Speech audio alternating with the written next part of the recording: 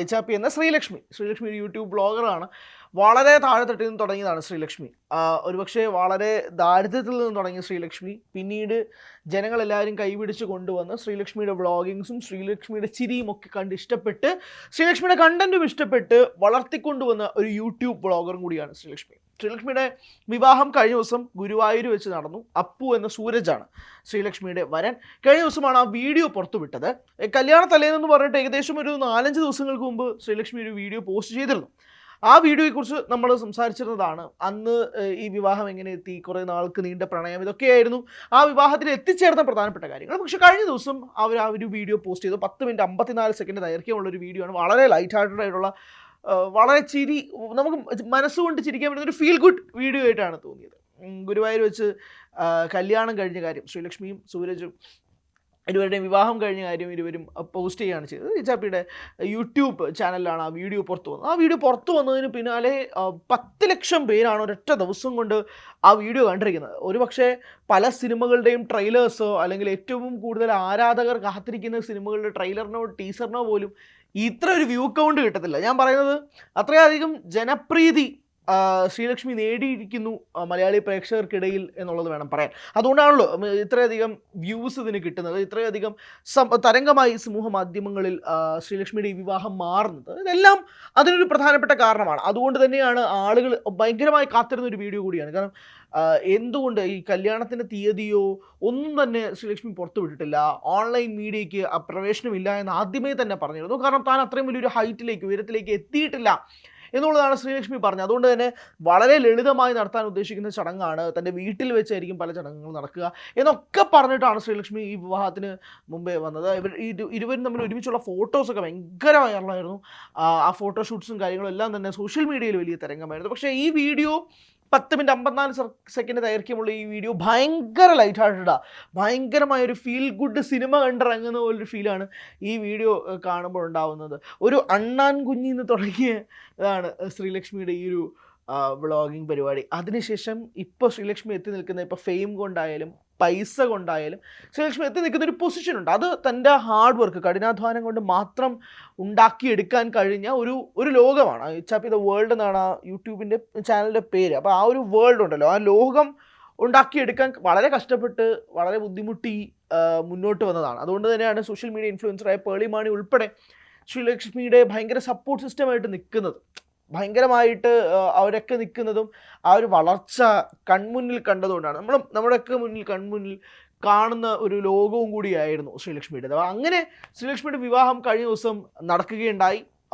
അതിന് സാക്ഷിയാകാൻ ജനങ്ങൾ ഉണ്ടായത് യൂട്യൂബ് ചാനലും ഫേസ്ബുക്കിലുമാണ്. അത് ചിലപ്പോൾ ഇങ്ങനെ ഈ വീഡിയോ യൂട്യൂബിലും ഫേസ്ബുക്കിലും ഒക്കെ പോസ്റ്റ് ചെയ്യുന്ന സമയത്ത് ഒരുപാട് കമൻസ് ഇതുമായി ബന്ധപ്പെട്ട് വന്നു. ഞാൻ പ്രേക്ഷകരുടെ പൾസ് മനസ്സിലാക്കാൻ വേണ്ടി ആ കമൻസിലേക്ക് തന്നെ പോകാം. പ്രധാനപ്പെട്ട ടോപ്പ് കമൻസ് ആയിട്ട് നിൽക്കുന്ന ഈ ഇതിലേക്ക് തന്നെ പോകാം. ഒന്നാമത്തെ കാര്യം, ഇപ്പോഴല്ലേ കാര്യം പിടികിട്ടിയത്, HRP ആയി അന്ന് വന്ന അണ്ണാരക്കണ്ണൻ സാക്ഷാൽ ശ്രീ ഗുരുവായൂരപ്പൻ തന്നെ ആയിരുന്നു എന്നുള്ളതാണ്. അത് ഈ യൂട്യൂബ് ചാനൽ ഫോളോ ചെയ്യുന്നവർക്ക് ഭയങ്കരമായിട്ട് കണക്റ്റ് ആവുന്ന ഒരു കാര്യമാണ്. അതായത് ഈ അണ്ണാരക്കണ്ണനിൽ നിന്നുള്ള ഒരു തുടക്കമായിരുന്നു ആ ഒരു യൂട്യൂബ് ചാനൽ. ഞാനിത് ശ്രീലക്ഷ്മി പ്രൊമോട്ട് ചെയ്യാൻ വേണ്ടിയിട്ടോ അല്ലെങ്കിൽ ശ്രീലക്ഷ്മിയുടെ യൂട്യൂബ് ചാനൽ പ്രൊമോട്ട് ചെയ്യാൻ വേണ്ടിയിട്ടോ ഒന്നും ചെയ്യുന്നൊന്നുമല്ല. അങ്ങനെ പ്രൊമോട്ട് ചെയ്തിട്ട് നമുക്കും പ്രത്യേകിച്ച് കാര്യമൊന്നുമില്ല.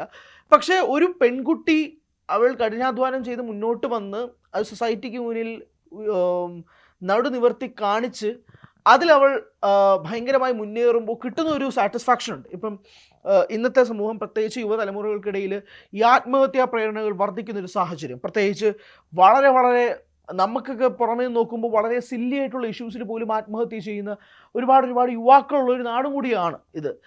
പല കാരണങ്ങൾ കൊണ്ടും, ചിലപ്പോൾ ലവ് ഫെയിലിയേഴ്സ് ആയിരിക്കാം, ചിലപ്പോൾ ഒരു സാധനം കിട്ടാത്തതിൻ്റെ പേരിലായിരിക്കാം, ചിലപ്പോൾ പല റീസൺസും ഉണ്ടാവും ഇന്നത്തെ സമൂഹം ആത്മഹത്യ ചെയ്യുന്നതിൽ.